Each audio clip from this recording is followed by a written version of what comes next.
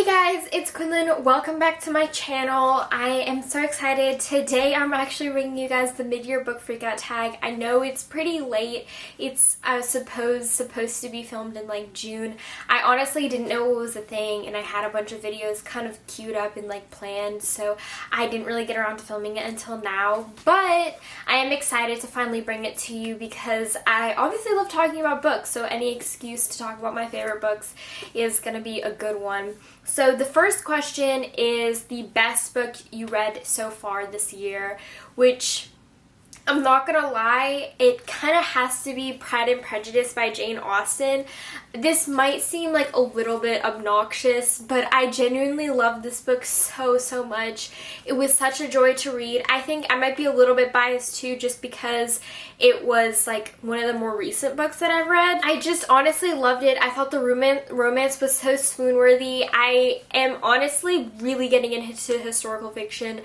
If you've watched my other videos, you kind of know that I've kind of purchased a lot of historical fiction lately. I haven't read all of it yet, but I'm kind of really like rediscovering the genre for myself and discovering that I actually really love it.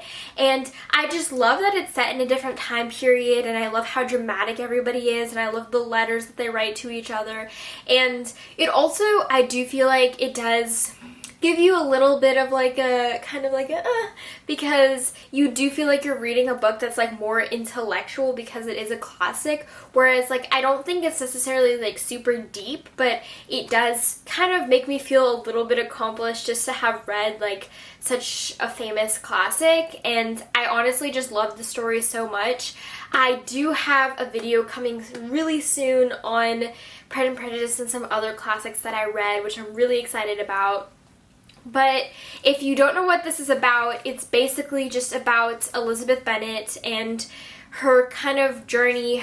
She has 4 other sisters. She's the second oldest, and her mom wants to obviously marry off all the sisters, so it's kind of the drama between all of the like high society people and this new guy, Mr. Darcy, who's like brooding and seems like annoying and like rude at first. And yeah, it's just a lot of fun. So definitely okay, there were a lot of contenders for top book of the year, but just because I feel like I read it so recently and I absolutely loved it and it made me feel a little bit accomplished to read it, I feel like this steals the cake as the best book of 2020. So the next question is the best sequel that you read in 2020, and to be honest, I'm gonna cheat a little bit, but I will tell you like a real answer as well. If I had to choose an actual like sequel, like the second book in the series, I would have to go with Thunderhead by Neil Shusterman. So if you don't know what this is about, it's the second book in the Scythe series, and it's basically this kind of cool sci-fi world where everyone's basically immortal. So there are these scythes whose job it is basically to kill, but they call it gleaning people, and basically to kill them and to end their life because otherwise overpopulation would eventually become a problem. So that's basically the premise, and then we follow 2 characters who are apprenticed to a scythe. I thought this book specifically was super interesting because there is this like AI that basically controls most of the world, and it's called the Thunderhead, and we really get to like see into the Thunderhead's kind of perspective in this book, and I thought that was super interesting. AI has always really intrigued me, which is another reason that I really liked Illuminae, for example, which is also another sci-fi book with an AI in it. And I just love like seeing the like human and non-human sides of the Thunderhead, and like I thought it was super interesting. However, this was a reread. I believe I read this first in 2018. I loved it basically just as much the second time. But if I had to choose like a new sequel, it would probably be Nixia Uprising by Scott Rentigan. I just had to look it up. And because I really enjoyed that series, I thought it was a lot of fun, but that was probably the best sequel that I read for like the first time this year. But the book that I really wanted to choose for this was Supernova by Marissa Mayer, because in terms of like a continuation of a series, this was the best by far that I read. I know this question is taking me forever. I apologize, but this is the book that I want to choose because if we're talking just about like a continuation of a series, this was so good. I loved this so much. It was an epic conclusion. There were like a couple of tropes and stuff like that, so just kind of like the villain like monologuing at the end and like revealing some of his like nefarious stuff. But in general, I just had so much fun with this series, and like specifically with this book, it just brought me so much joy to read. So yeah, that has to be it. And honestly, part of the reason I chose so many books is just because I want to talk about a lot of my favorites. I don't want to be limited to just talking about like a couple of books. Like I just want to gush over all of the books that I loved. Okay, so the next question is a new release that you want to read this year. And I originally, when I was like, I did this like, I like answered all the questions for myself like on a Google Doc, and then I was like gonna film this video, and I originally picked out The Gilded Wolves, but I actually think that this wasn't a new release. Like I don't think it came out this year. I think it might have come out in 2018, so a new-ish release. It's new to me because I just recently heard a lot of hype about it. I feel like a lot of the booktubers that I watch just like recently picked it up and were talking about it, so for some reason I got in my mind that it was new, but I really want to read this book. I think I'm super excited for it. Okay, but I just took a look at my bookshelf and I found a book that I am interested in reading that actually came out in 2020, because I'm pretty sure it came out in 2020 because it's copyright 2020, and that would be Burned by Patrick Ness. And oh, just to summarize, The Gilded Wolves is like a heist story. I honestly don't know anything else besides that. I've heard it compared to Six of Crows, and I've also heard that it's not anything like Six of Crows, but either way I'm excited. Burned by Patrick Ness is about this family who like gets this dragon to help out on their farm, and only like the poor people do that, so it's kind of like they're looked down on. And then this also takes place in like the 1950s in America, I believe, so there's like kind of elements of history, but obviously there's like dragons, so it's like also fantastical. So woo, I don't know why I'm out of breath, but I looked at this and it's copyright 2020, so I do want to read this, and I believe this is a new release. So okay, the next is my most anticipated release of 2020, and I know everybody and their mom who filmed this video said this book, but the only real book that I can think of is like The Invisible Life of Addie LaRue by V.E. Schwab. And to be completely honest, I don't really keep track of like what books are coming out, so I don't really have like an anticipated releases like list other than like kind of the big ones like Chain of Iron I'm excited for, but that comes out next year, and then the fourth like main book, but like kind of the fifth book in the ACOTAR series, like the Nessian book, which I believe we have a title for it, but I honestly forgot it, so I'm a fake fan, I know. But here, let me look it up. It is called A Court of Silver and Flames, so I'm excited for that one, but it's also coming out in 2021.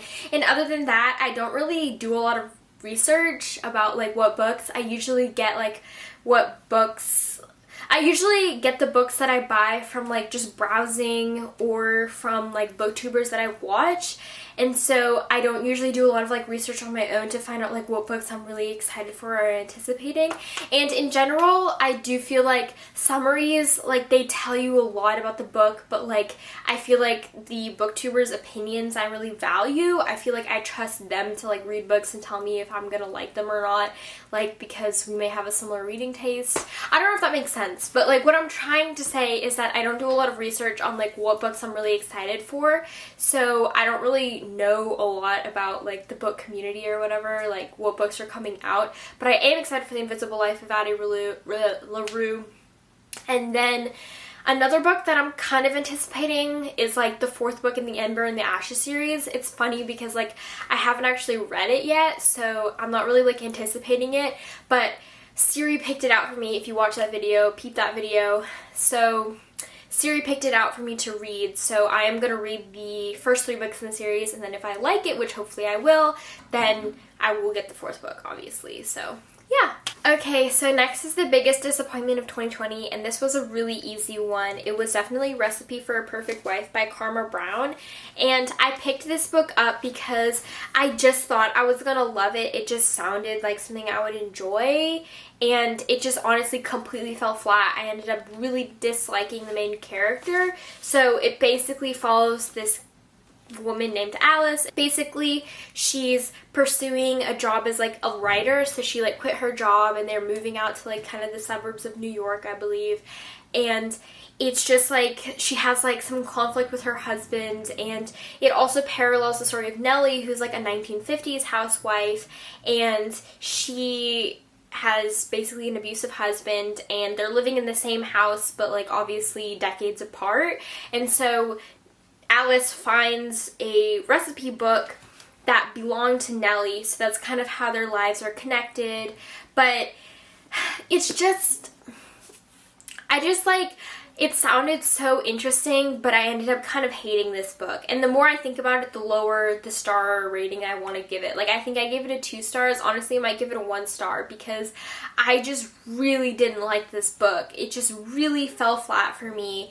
I just honestly felt like, I don't know, I think the big thing was that I was really looking forward to it, and then so when it did fall flat, I was like, what a bummer.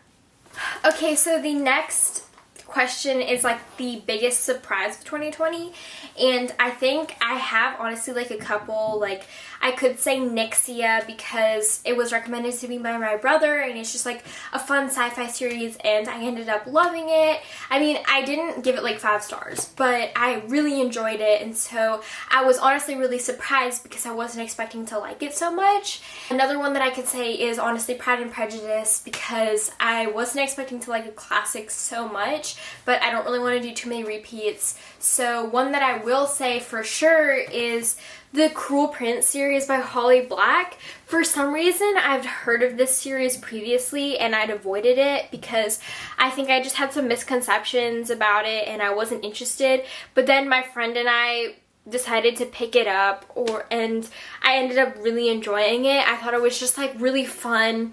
It wasn't like the best series ever. Like, I think I gave like the first 2 books like 3 stars and the last one like 3.5 out of 5 stars because like in general I felt like maybe like the first, I mean I talked about this a lot, and I do have a Folk of the Air series review if you want to check that out. Basically, I just like thought the first book had a lot of political intrigue but not a lot of good character development, and then the last book had really strong characters but not a lot else going for it. So I felt like in general like each book had like one thing that was like kind of positive going for it, but like it fell flat in a lot of other areas for me. But in general, it was just like a fun series to read, so I think that's kind of what matters.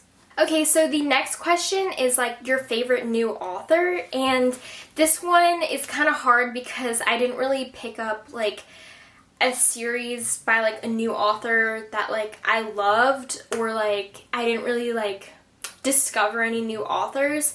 But I can kind of say that Taylor Jenkins Reid was someone that I kind of discovered. I read The 7 Husbands of Evelyn Hugo last year and I really liked it, but then I listened to Daisy Jones and the Six this year, and then I also listened to 2 of her other books, and 2 of her other books I didn't love, but I enjoyed them enough. It was like they were okay. But in general, I do feel like if she puts out another book, I would definitely be interested in reading it because I do think her writing has really picked up, and her books, especially her newer ones, are just really interesting, like Daisy Jones and the Six and 7 Husbands of Evelyn Hugo. I just thought those were so good.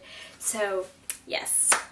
Okay, the next question is your biggest fictional crush, and my biggest fictional crush from this year was definitely James Herondale from Chain of Gold, but a close second would have to be like Hunt from the House of Earth and Blood. Like Hunt was like nice, but he's a bit like broody, and like, you know, James Herondale was just like perfect. He loves reading, he is just a sweet person, and like the ideal kind of boyfriend, I feel like. So yeah. Next is the newest favorite character of mine, and I think I have to choose Bryce Quinlan from House of Earth and Blood. I just thought she was so fun and like sassy and sarcastic and everything, and I just thought she was so much fun. I absolutely loved her, and I of course had to mention this book at some point in this video because I absolutely adored it this year. Okay, the next is a book that made you cry, and one that made me absolutely sob was my reread of Clockwork Princess by Cassandra Clare. And so, I don't know if rereads count, so if they don't count, I would say After I Do by Taylor Jenkins Reid. And it's funny because I actually didn't like this book, but the ending was it just made me emotional for some reason. Like, it just kind of got to me. But Clockwork Princess, I absolutely sobbed at the end. I sobbed when I first read it, and I sobbed again. The epilogue is just, The next book is a book that made you happy, and to avoid doing repeats, I'm just going to choose Happy and You Know It by Laura Hankin. This book was just kind of dramatic and crazy, but it made me happy. It was just like kind of a silly, fun book to read, and I really enjoyed it, to be honest. Gosh, I just realized I really haven't been summarizing a lot of the books. I'm kind of all over the place. But Happy and You Know It is basically just like about this group of like rich moms, and they hire this musician as like their play group like musician, and so she plays for music like Twinkle Twinkle Little Star for their like toddlers. But there's like a lot of drama, and she kind of uncovers a lot of it, and so that kind of leads to a lot of drama within the mom group. That's maybe a bad summary, but that's kind of like the best one I can give. I really apologize. I do feel like this video is like not my best work.